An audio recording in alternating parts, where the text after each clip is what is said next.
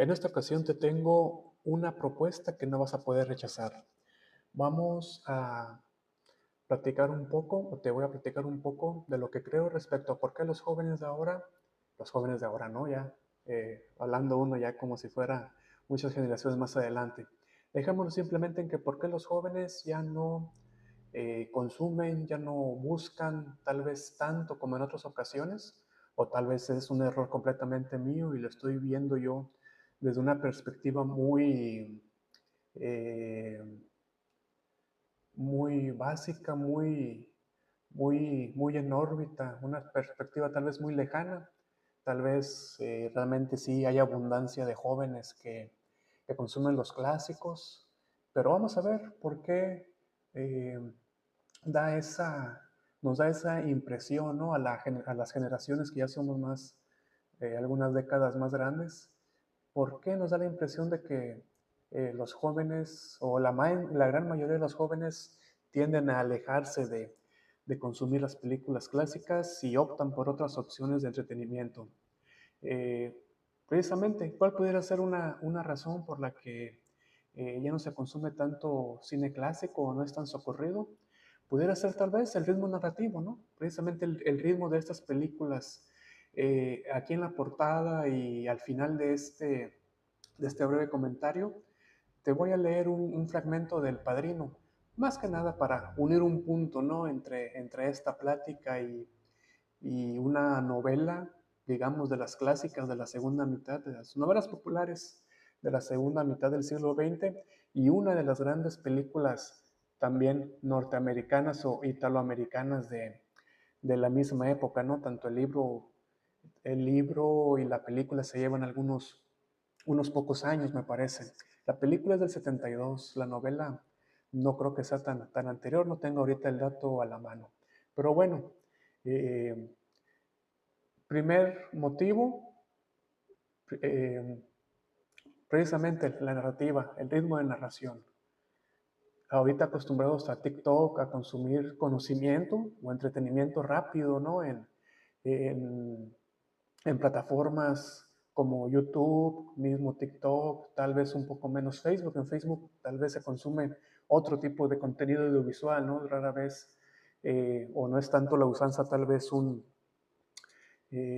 video muy largo o aprender algo en Facebook. Facebook es más bien como para otro tipo de cuestiones. Eh, Así que realmente cuando ves o poner a un joven a que se siente y consuma un contenido, vamos a hablar del Padrino, que no es ni por mucho la película más lenta o más pausada o con más diálogos que pueda presentársela a un joven, pero bueno, está esa brecha, ¿no? Eh, Esos momentos, esas pausas, esas miradas, esos momentos de silencio que hay en la película, a un joven se le puede hacer como que, oye, esto está muy pausado, está muy lento. Tienen el ojo pues ya educado de otra manera, ¿no? Otro gran motivo pudiera ser la estética, la barrera estética, ¿no?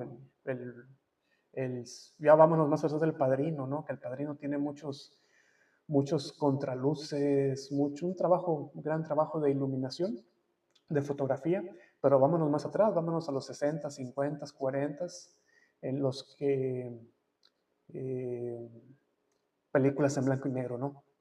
En, en, son películas en las que aparte de tener la brecha narrativa, está esta cuestión estética, ¿no? Del blanco y negro, de los pocos efectos, olvidémonos de imágenes generadas por computadora, otro tipo de apoyos visuales a la puesta en escena o a la película en sí.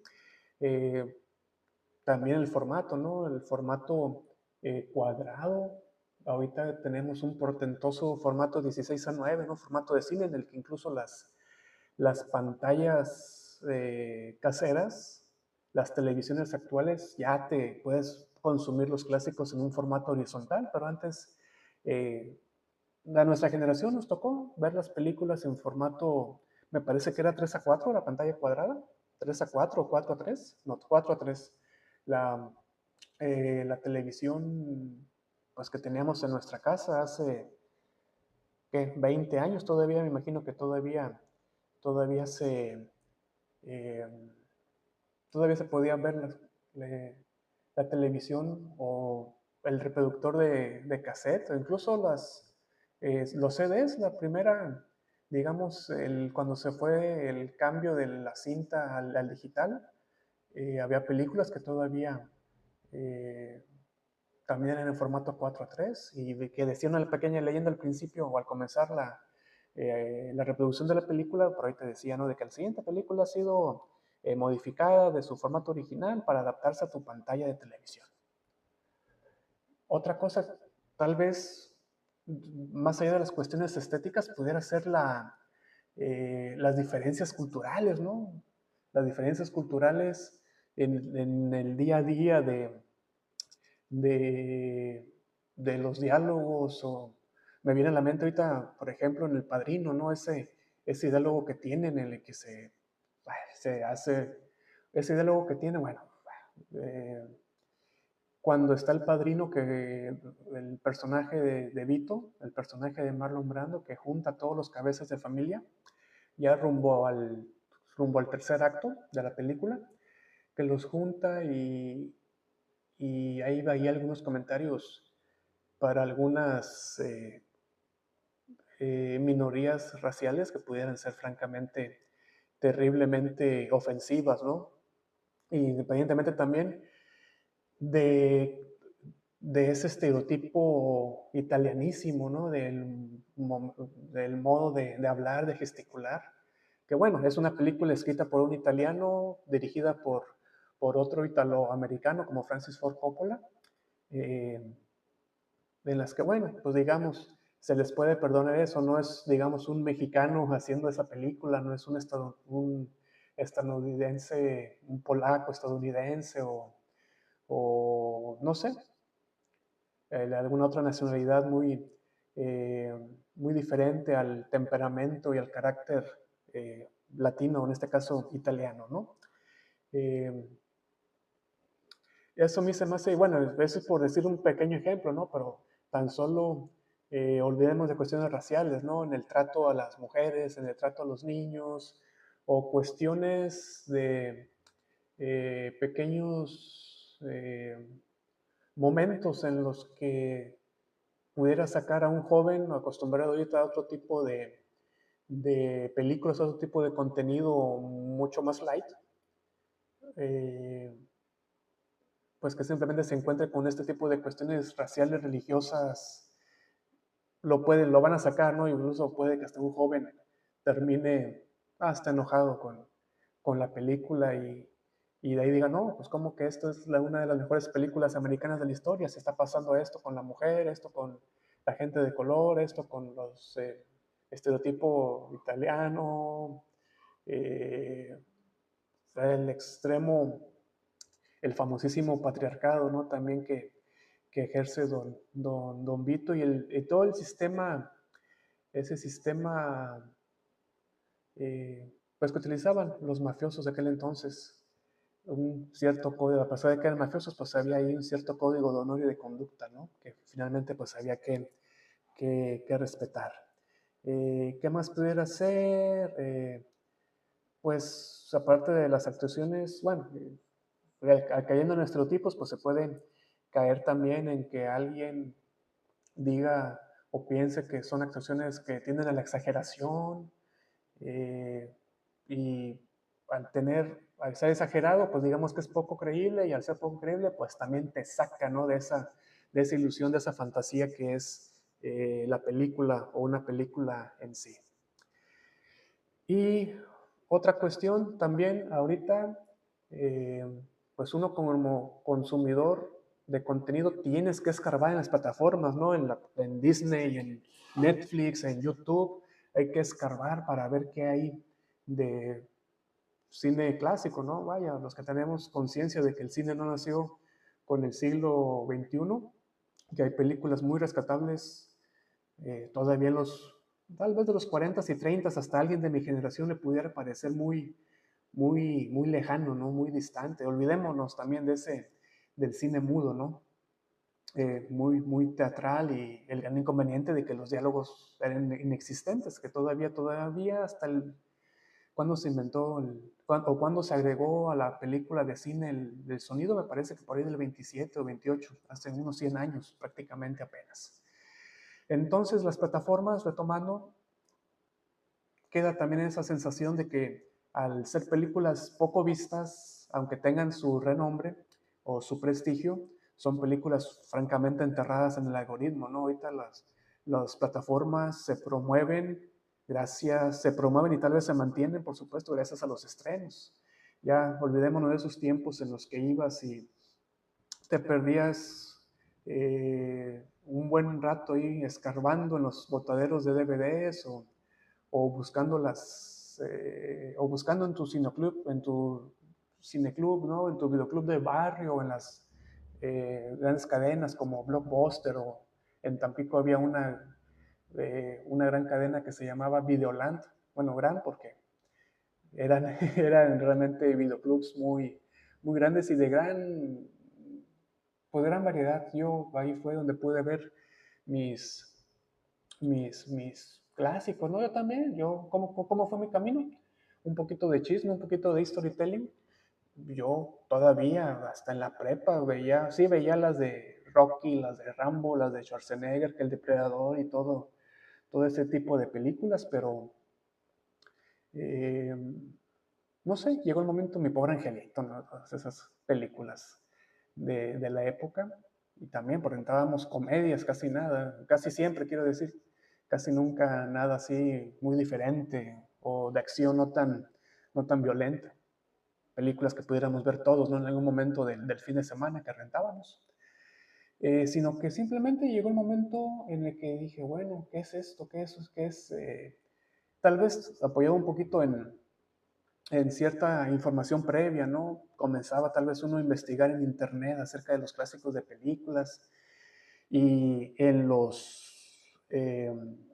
esos rankings o en los tops de películas clásicas, pues no puedes evitar que salga pues El Padrino, que El Taxi Driver, eh, Buenos Muchachos, las que quieran y gusten, ¿no? La Naranja Mecánica, todas las de Kubrick, las de terror que ya me comenzaban a interesar más, ¿no?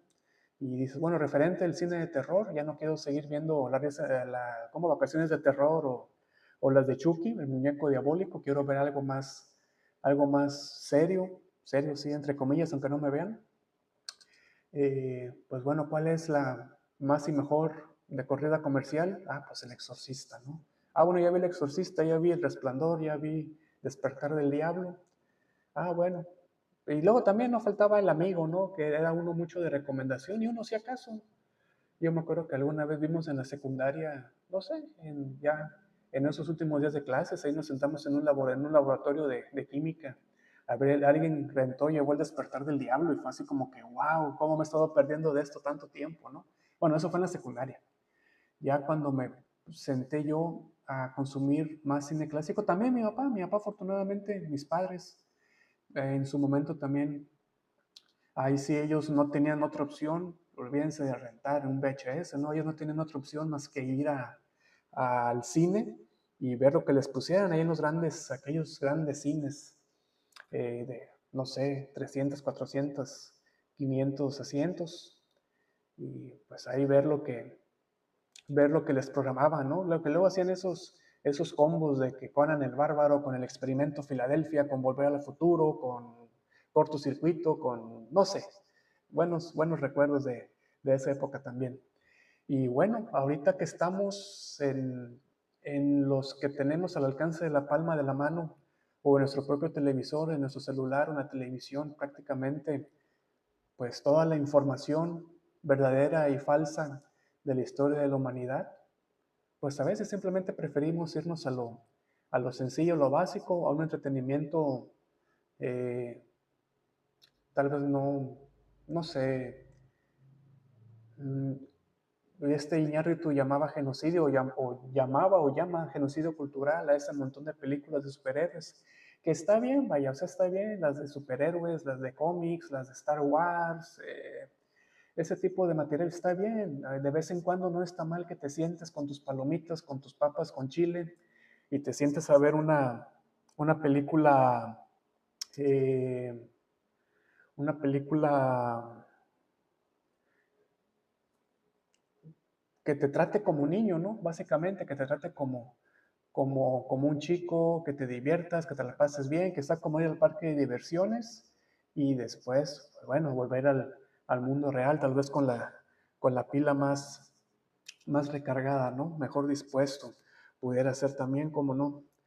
Pero yo opino que también no está mal de vez en cuando ir un poquito más allá, ¿no? No meter los piecitos así nada más en un charco, sino meterlos, dejarte caer bien en la alberca, en un entorno seguro y dejarte llevar un poquito por otro tipo de emociones. Ahora bien, ¿qué se puede hacer para involucrar a los más jóvenes a consumir películas, digámosles, clásicas? ¿Qué es una película clásica? Tal vez por ahí hubiéramos comenzado, ¿no? Pues para mí son simplemente las películas que han sobrevivido al paso del tiempo y que todavía se dejan ver. Si bien tal vez con otros efectos especiales, con otro ritmo, con otra estructura, con otros valores morales, ¿no? Son películas que todavía, a pesar de todo, se dejan ver y que funcionan. Para este efecto, pues El Padrino, pongo El Padrino, o estoy insistiendo en ello porque la acabo de ver hace no mucho, tal vez la semana pasada, y tenía años de no verla. Ahí vi que andaba en Netflix, la puse y la verdad dije, wow, o sea, esto realmente todavía funciona, o sea, no, sí, de repente, vaya, pues hay cosas que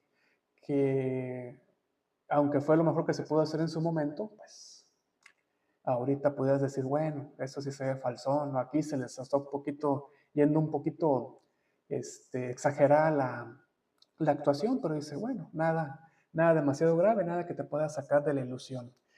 ¿Qué se puede hacer? Yo creo que sí se puede tender un puente, sí se puede tender un puente, por ejemplo, eh, bueno, voy a poner de ejemplo a Tarantino, que tal vez ni siquiera tampoco es cine eh, tan vigente, ¿no? En los últimos años, pero por ejemplo, ves el comienzo de Bastardos sin Gloria y no puedes evitar ver eh, el enorme referencia, homenaje, casi plagio a esa conversación inicial en El bueno, el malo y el feo, ¿no? Una película de qué, del 66, del 65, de Sergio Leone.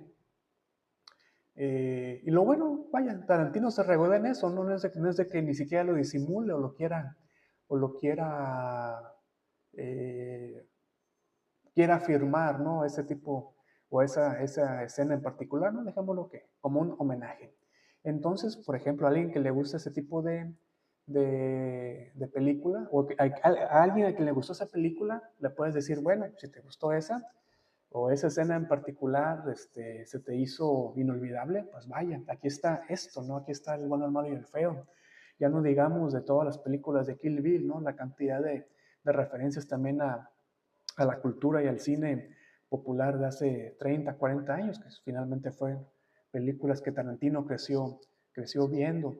Y así podemos tender puentes, no sé, ahorita que se volvieron a poner de moda las películas de vampiros, de zombies hace algunos años, de exorcismos también cada cierto tiempo hay. Bueno, si te gustaron estas de zombies, o si no te gustó y te pareció así malona, pues fíjate, aquí está esta de Romero, ¿no? Los muertos vivientes, aquí está El despertar del diablo, que aunque no sea de zombies tal cual, eh, o, o de, no, que el cine, que esas películas de exorcismos o de posesión, la del año, cada año tenemos al menos una, no, pues sabes que aquí está El Exorcista, hace no mucho, bueno, hace unos 20 años estaba El Exorcismo de Emily Rose, que también a mí se me hace muy rescatable, insisto, en El despertar del diablo, eh, vaya, películas que seguramente pueden llegar a gustarle alguna a, a los más chavos, a los chavos, digámosle así. Eh, y bueno, explicarles también a los jóvenes por qué esas películas, por qué son buenas o por qué en su tiempo, eh, tal vez si vieran el ciudadano Kane, que tuvo un montón de innovaciones, tal vez hasta esa se deja ver, fíjense, hasta esa se deja ver, pero tal vez que el blanco y negro, tal vez que la historia se le haga medio intrincada, que no lo es, pero pues digamos, ¿no? Que eh, se deja ver de repente mucha información. Bueno, decir por qué esta película, oye, por qué esa película es revolucionaria, ¿no? Pues, por la narrativa, los ángulos de cámara, oye, ¿por qué Psicosis es tan revolucionaria? Película en blanco y negro de hace 60 años. No, pues fíjate que en Psicosis, Hitchcock, ya consagrado, hizo una película de presupuesto menor, casi con presupuesto de cine de tipo B prácticamente, pero fíjate lo que hizo. eh, Mató a su protagonista a la media hora, la escena de la ducha con la cantidad de cortes, cortes, vaya, me refiero a los cortes de escena, ¿no? No los cortes que recibió bueno, no la actriz, sino el personaje. La primera vez que se mostraba un baño, por ejemplo, un dato curioso, nadie va a ver una película porque se muestra un sanitario, ¿no? Pero bueno, eso no pasaba antes de Psicosis. Eh, Está la leyenda urbana de que se hizo en blanco y negro por la escena de la ducha y la cantidad de sangre, pero realmente fue por cuestiones de presupuesto, aunque ya se podían hacer películas a color desde algunos años antes, pues simplemente por cuestión de costes de película y revelado y de procesos de edición, pues simplemente hacerlo en blanco y negro, pues resultaba mejor para el, repito, bajo presupuesto de Psicosis. Y así nos podemos ir hoy, El Exorcista. Bueno, El Exorcista pues tal vez fue de las primeras películas que se tomó en serio el terror, que bueno, ya La Noche de los Muertos Vivientes es una maravilla en blanco y negro y también digamos que se tomaba en serio a sí misma, ¿no? Y otras muchas virtudes que tiene La Noche de los Muertos Vivientes de Romero, por decirles algo, que creo que ya las hemos analizado en algún otro, en algún live, me parece que sí platicamos de cine de zombies. Y bueno, eh, ¿qué más podemos hacer? Yo creo que ya podemos pasar a, a, a leer un fragmento del Padrino. No tiene mayor spoiler, se pueden quedar con confianza de escucharlo. Es de hecho, en la película es la escena inicial. Aquí en la novela es parte de las primeras páginas, ¿no? El primer capítulo me parece que todavía aparece en la primera parte de la novela. Es en la que llegan a pedir, es la escena de la boda de la hija de Vito, de Connie. Y pues bueno, vamos a comenzar. Les repito, pueden escucharlo con calma. Esto es simplemente para que escuchen un poco del el tono de la novela si no la han leído. Si no la han leído, no es que yo sienta que es una novela imprescindible de leer. Se lee muy fácil, se lee muy rápido, está bien hecha. eh, Tiene sus pros y contras, por supuesto, pero yo creo que si te gusta la película, como a mí me gusta, yo creo que en algún momento de la vida sí cae bien leerla, ¿no? Y tratar los puntos en los que se une con la película y no olvidar que Puzo también fue guionista junto con Coppola de la película, ¿no? Así que se respetó mucho, mucho del material original. Por supuesto, Coppola lo que hizo, el armado que hizo de la trama también es una maravilla, el casting que hizo pues, resultó perfecto y pues hizo milagros también con un presupuesto no, pues sí grande, pero digamos que comparada con El Padrino 2, sí, como la mitad del presupuesto, no me acuerdo cuánto comentaba Coppola en su momento que esa era una cosa buena de los DVDs que no les platiqué, que ya ven que había versiones de los DVDs que tenían comentarios de los directores y eso la verdad es que también dejaba, sí te explicaba mucho los directores, yo me acuerdo haber visto alguna con comentarios de Guillermo del Toro, no me acuerdo si alguna de Blade, eh, algunas de Ed Wood, la vi con comentarios creo que de los guionistas, no de Tim Burton, de algunos de los guionistas. Y bueno, de las películas del Padrino apareció un comentario de Coppola, ¿no? En el que daba mucho, mucho contexto de los problemas de filmación, de cómo pues no lo quería la producción, el cámara lo tomaban por loco y lo que hizo él pues fue centrarse en el trabajar con los actores. Y eso pues francamente se terminó notando. Dice así: todos sabemos la desgracia que ha padecido tu hija, dijo don Corleone. Si puedo ayudarla de algún modo, no tienes más que hablar. Después de todo, mi esposa es su madrina. Nunca he olvidado ese honor. Eso era una reprimenda. El empresario de pompas fúnebres nunca había llamado padrino a don Corleone.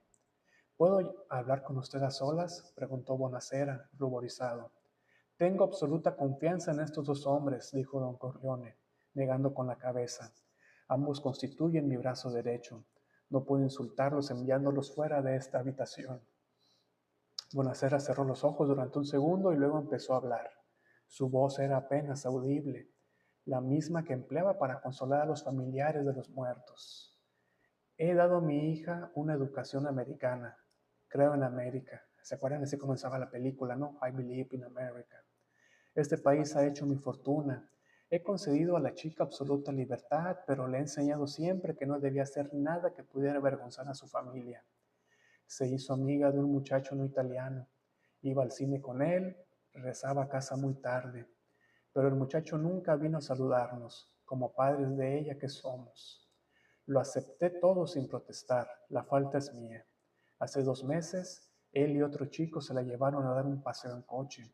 Los dos hicieron beber whisky a mi hija y luego trataron de abusar de ella. Mi hija resistió, supo guardar su honra. Entonces le pegaron como si fuera una bestia. Cuando acudí al hospital tenía los ojos morados, la nariz rota, la mandíbula destrozada. La pobre no cesaba de llorar. ¿Por qué lo han hecho, papá? ¿Por qué tenían que hacerme esto? No pude contenerme y yo también me eché a llorar. Bonacera no pudo decir nada más. Estaba sollozando a pesar de que su voz no había traicionado la emoción que sentía. Don Corleone, como a pesar de sí mismo, hizo un gesto de simpatía y Bonacera continuó, con la voz ahora rota por el sufrimiento. ¿Por qué lloré en el hospital? Ella era la luz de mi vida. Era una hija muy cariñosa y muy hermosa. Confiaba en la gente, pero ahora nunca más confiará en nadie y ya nunca más volverá a ser hermosa. Estaba temblando y su rostro, por lo general pálido, había adquirido un intenso color grana. Acudí a la policía, prosiguió, como todo buen americano, y los dos muchachos fueron arrestados. Las pruebas eran abrumadoras.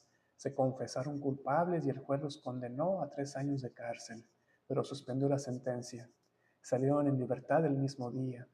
Yo estaba de pie en la sala del tribunal y comprendí que había hecho el ridículo. A pesar, al pasar, esos dos me sonrieron con sorna. En ese preciso instante le dije a mi esposa, debemos acudir a don Corleone si queremos que se haga justicia. El don tenía la cabeza inclinada en señal de respeto por la pena de Bonacera. Sin embargo, cuando habló, las palabras sonaron frías, con la frialdad de la dignidad ofendida. ¿Por qué acudiste a la policía? ¿Por qué no viniste a mí desde el primer momento? ¿Qué quiere de mí?, dijo Américo Bonacera con voz apenas perceptible. Pídame lo que quiera, pero atienda mi ruego. Pese a sus palabras, su tono tenía cierto dejo de insolencia. ¿Y qué es lo que me pides?, dijo don Corleone con voz grave. Bonacera miró a Hagen y a Sonny Corleone y negó con la cabeza. El don, sentado todavía en la mesa de Hagen, se inclinó hacia el empresario de pompas fúnebres. Bonacera dudaba. Luego acercó los labios a la velluda oreja del don hasta rozarla.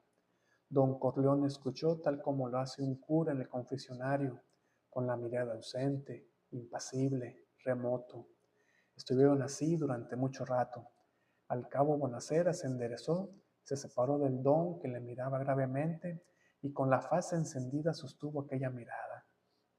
Eso no puedo hacerlo, respondió el don finalmente. No hay nada que hacer. Pagaré todo lo que me pida, dijo Bonacera en voz alta y clara. Al oír estas palabras, Hagen hizo un movimiento nervioso con la cabeza. Sonny Corleone, con los brazos cruzados, sonrió sardónicamente y se alejó de la ventana para acercarse a los otros tres. Don Corleone se levantó con el rostro tan impasible como siempre. Tú y yo hace muchos años que nos conocemos, dijo con una voz helada como la muerte. A pesar de ello, hasta hoy nunca me habías pedido consejo ni ayuda. Ni siquiera soy capaz de recordar cuándo fue la última vez que me invitaste a tu casa a tomar café. A pesar de que mi esposa es la madrina de tu única hija, seamos francos, has rechazado mi amistad porque no querías deberme nada. No quería verme envuelto en líos, murmuró Bonacera. El don levantó la mano en señal de disconformidad. No, no hables. Creías que América era un paraíso, tenías un buen negocio y vivías muy bien. Pensabas que el mundo era un Edén del que podías tomar todo lo bueno. Nunca te has preocupado de rodearte de buenos y verdaderos amigos. Después de todo ya tenías a la policía y los tribunales para protegerte. Nada malo podía ocurrir, ni a ti ni a los tuyos. Para nada necesitaban a don Corleone. Muy bien, has herido mis sentimientos, y no soy de los que dan su amistad a quienes no saben apreciarla, a quienes no me tienen en consideración. El don hizo una pequeña pausa y antes de continuar dirigió a Bonacera una sonrisa a la vez cortés e irónica. Ahora acudes a mí diciendo, don Corleone, quiero que haga justicia, y no sabes pedir con respeto, no me ofreces tu amistad. Vienes a mi casa el día de la boda de mi hija, me pides que mate a alguien y dices, aquí el don se puso a imitar la voz y los gestos de Bonacera, pagaré todo lo que me pidan.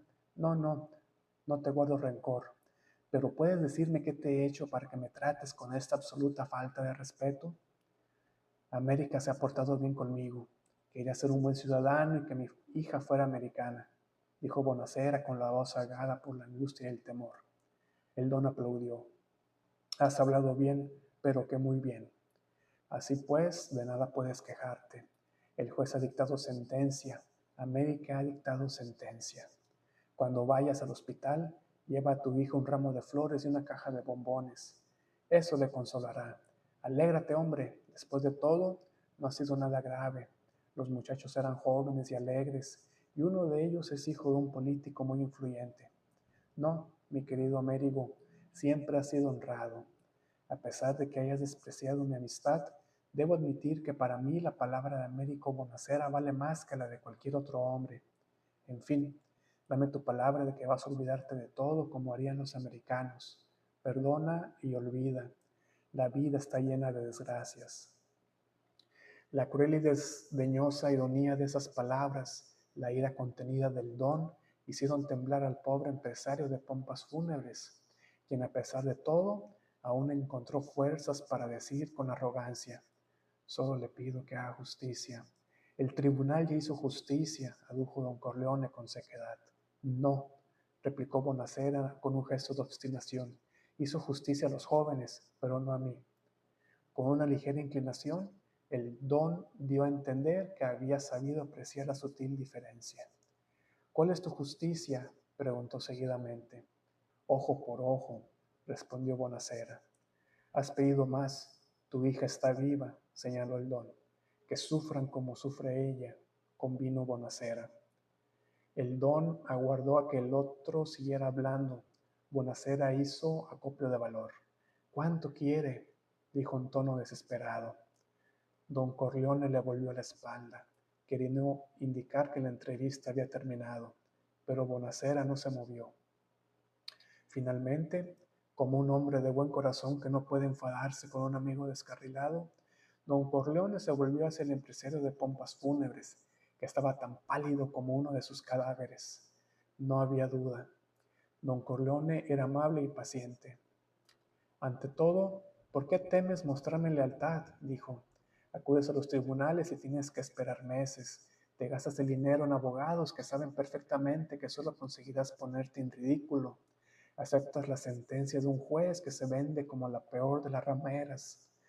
Años atrás, cuando necesitabas dinero, ibas a los bancos, pagabas unos intereses ruinosos y aguardabas, sombrero en mano, como un pordiosero, mientras ellos metían sus narices en tus asuntos para asegurarse de que podrías devolverles el dinero.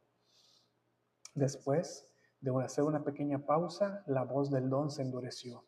En cambio, si hubieses acudido a mí, la bolsa hubiera sido tuya.